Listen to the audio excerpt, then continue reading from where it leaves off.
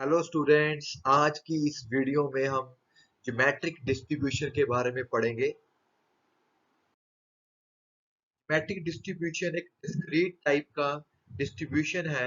इसका जो probability mass function होता है, आपको वो नोट करना है। It is of the type q raise to power x into p, where p denotes the probability of success and q denotes probability of the failure। तो ये वर्ड्स का आसान सा फार्मूला है, q raise to power x into p। जो x की variation है वो 0 से लेके 1 टू इंफिनिटी तक जाएगी, p 0 to 1 है। हमें पता है कोई भी ज्योमेट्रिक डिस्ट्रीब्यूशन का जब समेशन करते हैं, टोटल प्रोबेबिलिटी निकालते हैं, तो हमेशा वो इज इक्वल टू 1 होती है। तो यहाँ पे जब समेशन x 0 टू इंफिनिटी लगाएंगे, p तो आपका कांस्टेंट बाहर चला जाएगा, तो ये q की एक जीपी सीरीज बन जाएगी 1 अपॉन 1 माइनस q। हमें पता है p is equal to 1 minus q होता है, तो कट के 1 आंसर दे देगा। This is the geometric distribution.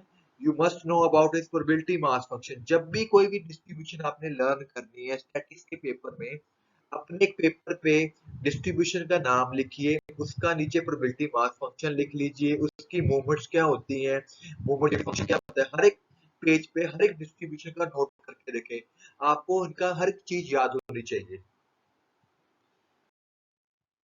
Students, अब हम इसकी निकाल लेंगे movements. Movements of geometric distribution हमें पता है न्यू वन डैश होती है first movement about origin x into function x into p, q की पावर x। p को आप बाहर ले जाइए, एक क्यू की पावर भी बाहर ले जाइए, तो यहाँ पे -1 हो जाएगा। ठीक है जी। समेशन 1 से स्टार्ट इसलिए हो रही क्योंकि नेगेटिव पावर अलाउ नहीं करेगा इसकी। ठीक है जी। तो जब आप इसकी समेशन खोलोगे, तो यहाँ पे आ जाएगा 1 plus 2 Q plus 3 Q square. It is a standard binomial sequence. तो इसका ये फार्मूला होता है, आपको याद रखना पड़ेगा। 1 माइनस क्यू की -2 की एक्सपेंशन है ये।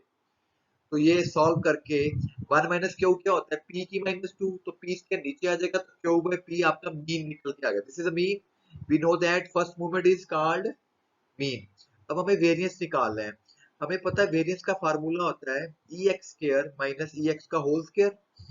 तो अब इसने क्या किया, यहाँ पे सेटिंग कर ली इसकी, इसको लिख लिया एक्स स्क्र माइनस एक्स, तो प्लस एक्स बाहर रख लिया। अब हम इस चीज की प्रोबेबिलिटी निकालेंगे।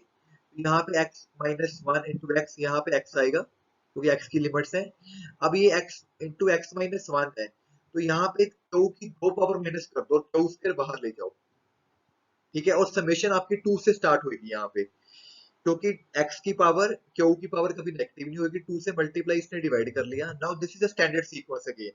तो यहाँ पे याद रखना कि जो इसका फार्मूला है वो है 1 माइनस क्यू की माइनस क्यू। तो ये हो गया p की क्यूब, नीचे आ जाएगा, p से p कट जाएगा, तो आपका न्यू टू डैश आ गया। ठीक है जी। तो हमें पता जो वेरिएंस होता है, इसकी वैल्यू आप यहाँ पे पुट कर दीजिए, 2q² p²। मीन आपने निकाल के रखा हुआ है क्यू पी, ये भी मीन है, इसका भी होल स्क्वायर आ गया। तो इसको सिंप्लीफाई करोगे तो आपके पास ये वेरिएंस निकल के आ जाएगा। आगे मोमेंट जेनेटिक फंक्शन। हमें पता है डेफिनेशन होती है expectation e raise to power t x. E raise to power t x को फंक्शन से मल्टीप्लाई कर दिया, इन दोनों को क्लब कर दिया, पी को आपने बाहर ले आना है। नाउ अगेन जब इसको खोलोगे, एक्स 0 से स्टार्ट होगा यहाँ पे, क्योंकि 0 1 2 इस तरह लेना होता है कि नेगेटिव पावर ना बने। तो अब यहाँ पे सिंपल एक्स है, तो 0 से स्टार्ट कर देना है। तो इट इज अ बाइनोमियल, ये आपकी बनेगी इनफिनाइट जीपी। इनफिनाइट जीपी, यहाँ पे पी आना था, पी मिसिंग है। इनफिनाइट जीपी का फार्मूला होता है 1 अपॉन 1 माइनस आर। तो आर यही आर है आपकी, तो ये इसका बन गया। इसको इसके नीचे ले आओ, तो this is moment genetic function. अगर आपको मीन एंड वेरिएंस पिछले वाले में मुश्किल लगा है मोमेंट्स वाले, तो इससे भी निकाल सकते हो। कैसे सिखाया था मैंने आपको, फर्स्ट डेरिवेटिव करो तो वो फर्स्ट मूवमेंट आ जाएगी, सेकंड डेरिवेटिव करो, टी को 0 पुट करो, वो सेकंड मूवमेंट आ जाएगी। तो न्यू वन डैश मीन होता है, न्यू टू डैश आपको पता लग गया, तो वेरिएंस इस फार्मूले से आप निकाल सकते हो। तो ये आसान तरीका होता है मीन एंड वेरिएंस निकालने का। इसी तरह ज्योमेट्रिकल डिस्ट्रीब्यूशन में एक आर्टिकल है, ज्योमेट्रिकल डिस्ट्रीब्यूशन लैक मेमोरी। इसका क्या मतलब है, एक इवेंट अकर हो रही है at one of the times t is equal to 0.2 and occurrence for waiting time. जो इसका वेटिंग टाइम है इवेंट को अकर होने का, वो ज्योमेट्रिक डिस्ट्रीब्यूशन ओबे कर रहा है।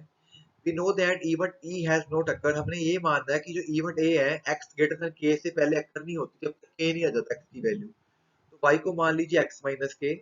y is the amount of additional time needed to for e occur। तो y वो टाइम है जब e occur होने के लिए चाहिए एक्स्ट्रा टाइम।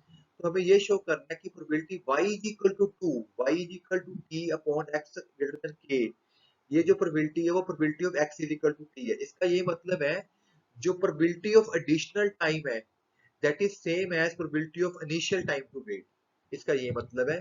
तो हमें probability x greater than k दिया हुआ है, तो पहले x ग्रेटर देन r की प्रोबेबिलिटी निकालते हैं, क्योंकि x हमारा ज्योमेट्रिक डिस्ट्रीब्यूशन है। ठीक है जी, तो ये p q की पावर x होता है, तो यहाँ पे उसने s ले लिया और s की लिमिट r से इन्फिनिटी ले ली क्योंकि x ग्रेटर देन r है। ठीक है, जब r पुट करोगे यहाँ पे लिमिट्स, तो it is a GP series, a upon 1 minus r इसका फार्मूला लग गया, तो ये 1 माइनस क्यू p से कट गया। आगे हम क्या करेंगे, हम हमने ये चीज की प्रोबेबिलिटी निकालनी है, ये वाली की, इसके अकॉर्डिंग काम करेंगे। तो प्रोबेबिलिटी, अब वहां पे इक्वल टू का साइन था तो हम ग्रेटर देन की निकाल रहे हैं probability. Probability of a upon b क्या होता है, a इंटरसेक्शन b, y की वैल्यू क्या थी x माइनस के, तो यहाँ पे x greater than k plus t आ गया, x greater than k plus t है, x ग्रेटर देन k है, दोनों का कॉमन क्या बन जाएगा, x greater than k plus t. अभी पीछे मैंने probability x greater than k की निकाली, इसका फार्मूला आया था k q की पावर k, तो इसका फार्मूला होगा q की power t plus k according to this is r, पीछे भी निकाला हमने, तो ये कटिंग होगी q की t आ गई। अब मुझे प्रोबेबिलिटी क्वेश्चन में निकाली थी y is equal to t के लिए, हमने निकाली ग्रेटर की, तो y is equal to t को लिखने का तरीका होगा y greater than t minus y t plus 1। देखो ऐसे है, जैसे ये t है, ये आपका t प्लस 1 है, ठीक है, जो probability y greater than t है वो ये चीज होगी, जो probability y greater than t plus 1 है ये चीज होगी। जब दोनों को माइनस करेंगे आपस में, तो probability y is equal to t की आ जाएगी आपके पास। ठीक है जी, इसका आंसर आपने निकाल के रखा QT है। ठीक है, तो सिमिलरली इसका आंसर क्या आ जाएगा, QT प्लस 1, QT कॉमन ले लीजिए, 1 माइनस Q क्या होता है P, which is of type geometric distribution. Hence यहाँ पे प्रूव हो गया है कि ये वो लैक्स मेमोरी करती है। अगला क्वेश्चन है कि दो रैंडम वेरिएबल x1 x2 है, दोनों ज्योमेट्रिक डिस्ट्रीब्यूशन है, सेम डिस्ट्रीब्यूशन, दोनों का उसने पीडीएफ सेम मान लिया, p की पावर qx, यहाँ पे इसने k ले लिया। हमें इस चीज का निकालना है कंडीशनल डिस्ट्रीब्यूशन। तो कंडीशनल डिस्ट्रीब्यूशन क्या होती है, probability of a upon b, a intersection b, probability of b, ऊपर x1 is equal to r है, या x1 को यहाँ पे r पुट करोगे तो x2 की वैल्यू n माइनस r आ गई, नीचे उसने समेशन को ब्रेक कर लिया ऐसे, x1 को s मान लिया तो x2 की वैल्यू होगी n माइनस s, s की समेशन 0 टू n होगी। ठीक है, क्योंकि ये इंडिपेंडेंट इवेंट्स है तो ऊपर दोनों अलग अलग हो जाएगी, ये मल्टीप्लाई का साइन बन जाएगा आपका, नीचे वैसे का वैसे रहेगा। तो probability of x is equal to r का ये फार्मूला है, p की qr हो जाएगा, जब वो n माइनस r है तो वहां पे n माइनस r आ जाएगा, सिमिलरली नीचे भी ऐसे का वैसे बन जाएगा, तो वो सॉल्व करके इतना आ जाएगा। अब ये क्योंकि यहाँ पे समेशन s के ऊपर है, तो s तो यहाँ पे कहीं भी नहीं आ रहा, तो टोटल कितनी टर्म्स है, 0 से लेके n तक, यानी कि n प्लस 1 टर्म्स है, तो n प्लस 1 साथ में लग गया, तो ये आपस में कट गया। तो किसी डिस्ट्रीब्यूशन का अगर आंसर कांस्टेंट नंबर आ जाए तो हम उसको बोलते हैं it is a uniform distribution. Hence in this video we have learned about geometric distribution and its properties. Thank you very much.